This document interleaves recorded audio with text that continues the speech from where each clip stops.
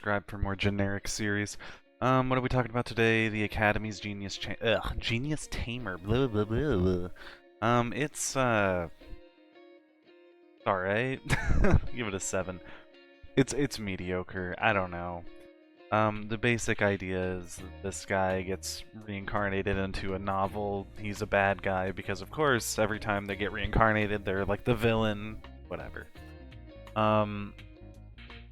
But just, I don't know, everything is just way too circumstantial in this, like running into his, like, pets and things like that, that it just, I don't know, it's almost grating how circumstantial this is. It's a story that feels like it's on rails, you know? Like, there is no... Whenever you see a challenge pop up, you just assume everything's going to go right for him. I don't know.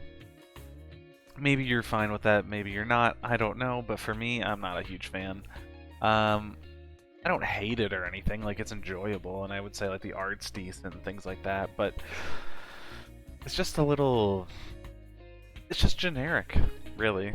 So yeah, the gist, he's a veterinarian's assistant, and ends up getting reincarnated into this world as this guy who like dark magic, and he has to kind of fill in the role of this character and kind of turn things around in order to not die like in the original.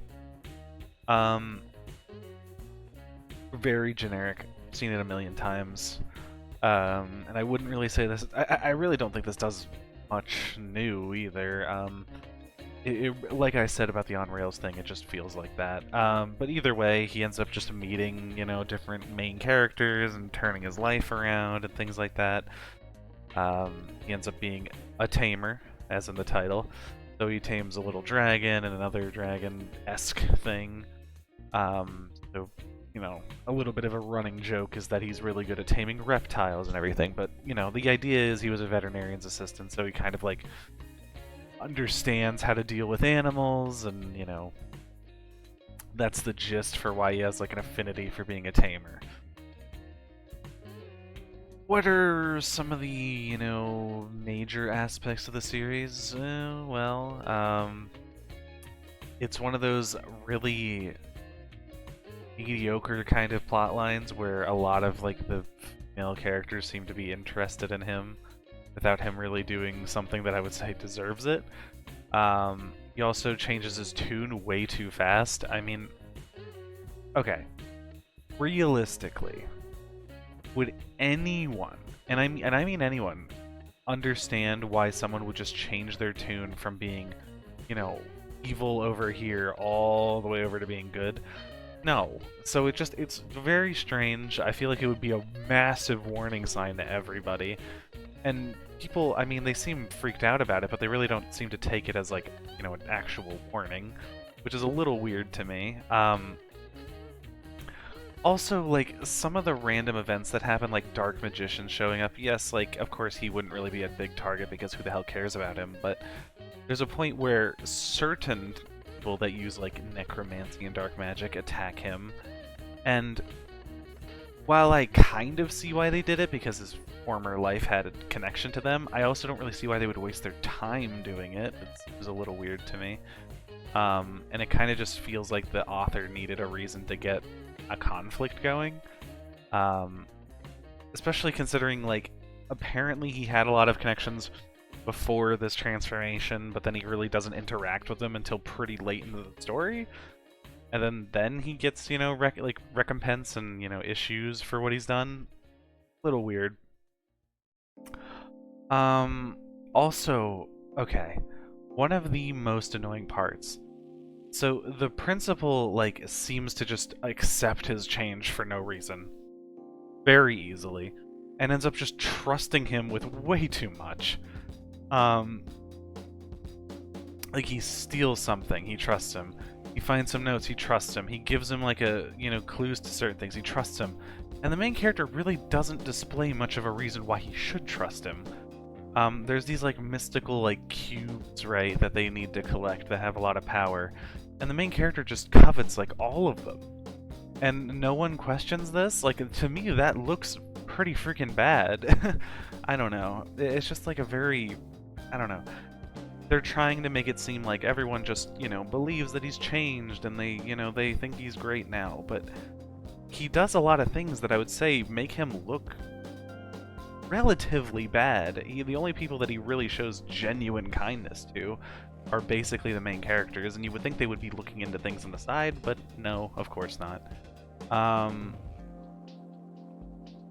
Power scaling, I mean, it's just all over the place. Like, the dragon at times ends up being super powerful, then at other times, it goes downhill like a meteor just falling out of the sky, like it's freaking awful. Just absolute 180, just opposite direction. So it's a little bit like confusing in terms of power. And they also say that he's relatively powerful, but they never really show his abilities. It basically just turns into like my animals and pets and whatnot do all the work for me. He'll just randomly do one thing off screen or to the side, and then the main characters will be like, "Wow, you're so cool. I love you." A little weird. He also uses an excuse of like, I read it in a book, or I saw it, blah blah blah, when he does something that would reference like the original book, which is one of the most annoying tropes, because it's like, so no one's going to question the fact that where this like secret base is, or what this secret item is, or about this thing that no one else knows. Like, I don't care what you say or who you are, I would still be like, well, how do you know that? Just a little annoying. Not saying it's like the world's worst, issue or anything, but it's just one of those things where it's like, it compounds enough and then, you get a little pissed off about it. I think the only other massive thing is just like, it's one of those stories where everything is just handed to the main character. Like, they just constantly give him new items, all these OP things, and it's like, I don't know, at some point you just kind of get sick of it. You're like, can there be like an actual issue that he has to deal with, not just, being handed all these things? Also, the idea that this guy is like a generic side villain is kind of silly. Like, he's like... They even say in the story, it's like, wow, he's actually really handsome and things like that. And it's like, any other story, this is like how the protagonist looks, and it just so happens that in this story, all the villains also look like this. Little weird, not going to lie. Depends on the story, so I'm not saying that's necessarily like an issue, but it's just one of those things where it stands out to me, and I'm like, really? Like, okay, whatever. If you say so. But yeah, I don't know. Just, it's very generic, handholdy, just giving everything to the main character, not really true conflict kind of story, Yeah. I think we'll move on to the old S.A. What is the SAE? Well, it's story, art, enjoyment. Story-wise, it's pretty mediocre, but it does, like, some things relatively well, so I'll give it a little credit and give it a 6. Art-wise, they do some things different. The main character has a slightly different art style. I mean, a slightly different, like, hair color, eye color, things like that than typical MCs. As well as, like, some of the female leads and male leads and things like that.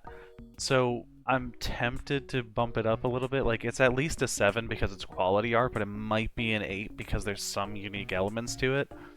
Enjoyment-wise, I don't know. To me, it's just like a 6. Like, it was alright, but it's kind of like, it's just so basic. But overall, we're probably looking at between like a 6 and a 7. It's not like the world's worst series, but it's really not going to stand out in your mind or anything. It's just, alright. So what are the main things to focus on? Well, the story's kind of just basic. It's not really going to blow your mind or anything. The art's, it has some unique qualities to it, so I think it's like worth, checking out to some degree. Enjoyment-wise, I mean, if you haven't read a lot of these stories, you might like this one. It might even bump it up a little bit. But for me, probably about a 6. So overall, I would probably lean toward a 6. If you haven't read as many of these stories, maybe you could bump it up to a 7. But overall, it's just kind of mid. Um, yeah, I think that's about it. I'd appreciate if you could like, comment, subscribe, blah, blah, blah. Maybe leave another story you want me to read down below. Even if I've read it, I'll read it again. And, yeah, I'll see ya.